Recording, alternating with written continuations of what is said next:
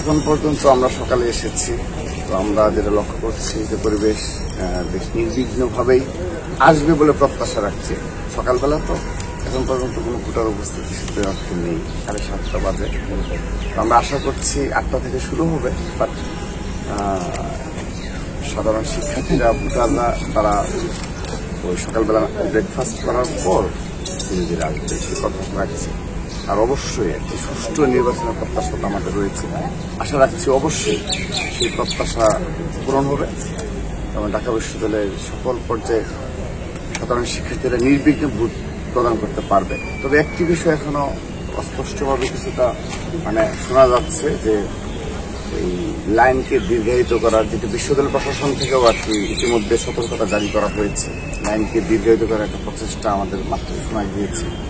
সকালবেলা থেকে এসে কেউ আগের ছাত্রলীগের স্টাইলে যেন কেউ ওই লাইন দীর্ঘ করে তারা যেন অন্যান্য যারা অনাবাসিক ভোটার রয়েছে যারা আসবে তাদের যেন ভোটদানের বিঘ্ন সৃষ্টি করতে না পারে, সেজন্য বিশ্ববিদ্যালয় প্রশাসন গতকালই তারা একটি সতর্কবার্তা করেছে। আমরা সতর্ক রয়েছি, আমরা আশা রাখছি কেউ যেন এই ধরনের প্রচেষ্টা না চালা। সাধারণ শিক্ষার্থীরা এই প্রচেষ্টা কোনোভাবেই মেনে নেবে না। কিন্তু এই আশঙ্কাটা সবাই করছে, অন্য প্যানেলের যারা আছে যে 19 সালে এরকম একটা দামি লাইন তৈরি করা হয়েছিল, আপনারাও সেই করতেছেন, তাহলে এটা কে করতে পারে এই যে দামি লাইন তৈরি? এই বিষয়ে আমরা এখনই বলতে চাচ্ছি না। এটি বিশ্ববিদ্যালয় প্রশাসন অবগত রয়েছে বিদায়ী তারা কিন্তু এটি সতর্কবার্তা হিসেবে দিয়েছে। অবশ্যই তারা অবগত রয়েছে, তাদেরকে জিজ্ঞাসা করার প্রয়োজন। আপনারাও জানেন, সাধারণ শিক্ষার্থীরাও জানেন যে তারা এটি করতে পারে। আমরা আশা রাখছি কেউ এই ধরনের দুর্বৃত্তমূলক আচরণ করবে না। সাধারণ শিক্ষার্থীরা ভোটারের কোনোভাবে মেনে নেবে না। তো আমরা আজকে সুষ্ঠু নির্বাচনের প্রত্যাশা রাখছি। কোনো ঝুঁকি মনে করছেন কিনা ভোটকে নিয়ে কেন্দ্র করে? না, অবশ্যই না। এখানে আমরা ছাত্রদল সতর্ক অবস্থায় রয়েছে। আমরা কোনো প্রকার কোনো বিশৃঙ্খল পরিস্থিতি আমরা মেনে নেব না এবং সাধারণ শিক্ষার্থীরা ভোট দেওয়ার জন্য উন্মুখ হয়ে আছে দীর্ঘদিন পর।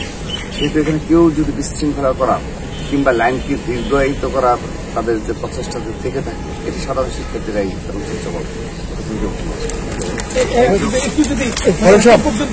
আয়োজন সেটি দেখে কি মনে হচ্ছে শান্তিপূর্ণ সুন্দর পরিবেশ? বাস্তবতা হলো এটি তো এই মুহূর্তে বলা যাবে না, সময় যাবে। এখন তো ভোটদান শুরুই হয়নি, 7:30 ভোটাররাও আসেনি। আয়োজন দেখে আয়োজন সকল নির্বাচন আয়োজনের সুন্দর আমরা এখন পর্যন্ত এসেছি। আমরা আশা রাখছি অবশ্যই সুষ্ঠু একটি নির্বাচন আমরা দেখতে পাবো ইনশাআল্লাহ। সেজন্য আমাদের সকলের প্রচেষ্টা অব্যাহত রয়েছে।